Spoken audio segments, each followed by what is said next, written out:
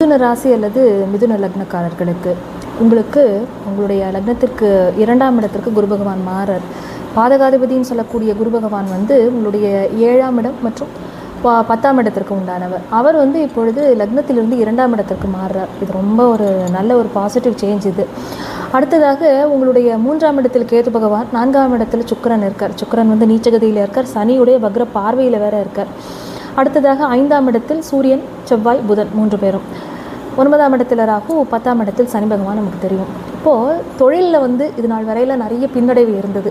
பெருசாக லாபங்கிறது எதையுமே கையில் பார்க்கல. முதல் போட்ட மாதிரியே இருக்குது, ஆனால் அதுலேருந்து ரிட்டர்ன்ஸ் வர்றதுங்கிறது ரொம்ப கம்மியாக இருக்குது. அப்படின்னா அந்த நிலைமை இப்போ மாறும். வேலையாட்களுடைய ஒத்துழைப்பு அப்படிங்கிறது இனி கொஞ்சம் நல்லபடியாக கிடைக்கும். உங்களுக்கு நல்ல எக்ஸ்பீரியன்ஸ்டாக இருந்தாங்க, நல்ல ட்ரைனிங் கொடுத்தோம், ஆனால் அவங்க விட்டு போயிட்டாங்க அப்படிங்கிற மாதிரியான கம்ப்ளைண்ட் எல்லாம் இனி குறையும். அடுத்ததாக உங்களுக்கு 5ஆம் இடத்துல சூரியன், புதன், செவ்வாய் 3 பேரும் இருக்காங்க. அதில் செவ்வாயும் புதனும் இந்த அக்டோபர் மாதத்தினுடைய இறுதியில் அவங்க பேருந்து விருச்சிக ராசிக்குள்ளே போயிடுவாங்க. அப்போது 5ஆம் இடத்தில் இருக்கக்கூடிய சூரியன் என்ன பண்ணுவார் அப்படின்னா, குழந்தைகள் வகையில் நமக்கு நிறைய கொஞ்சம் மனசில் சங்கடங்கள் தோன்றி மறையும். ஏன்னா சூரியன், அதாவது 5ஆம் இடத்திற்கு உண்டான சுக்கிரனும் நீச்சமாக இருக்கிறார். அப்புறம் அவருக்கு பலத்துடன் 5ஆம் இடத்துல உட்கார்வார். இருந்தாலுமே சூரியனும் அங்கே போய் உட்காரும்போது என்ன ஆகும்னா, குழந்தைகள் வகையில் அவங்களுடைய க்ரோத் அப்படிங்கிறது ரொம்ப டிஸ்டர்ப் ஆகும். அது மனதுக்கு சில சங்கடங்களை கொடுக்கக்கூடியதாக இருக்கும். அடுத்தது நிறைய பேருக்கு புதிய வேலை கிடைக்கும். அந்த வேலையினால் ஒரு இடமாற்றம், எதிர்பார்த்துட்டு இருந்த அந்த மாற்றங்கள் எல்லாமே சேரும். எதிர்ப்புகள் எல்லாம் கட்டுக்குள்ளே இருக்கும். ஆனால் உங்களுடைய ஆரோக்கியத்தில் நீங்கள் ரொம்ப ரொம்ப எச்சரிக்கையாக இருக்க வேண்டியது அவசியம். ஏன்னா உங்களுடைய 6ஆம் இடத்திற்கு தான் 6ஆம் இடத்திற்கு அதிபதியான செவ்வாயே போய் அங்கே உட்கார்றாரு. அப்போ என்ன ஆகும்னா, நம்மளுடைய செயல்களே நமக்கு எதிரிகளை க்ரியேட் பண்ணி விட்டோம். நம்மளுடைய வார்த்தைகளை நம்மளே போய் எதிரியை தேடிப்போம். ஏன்னா உங்களுடைய லக்னாதிபதி புதனே போய் 6ல் உட்கார்றார்.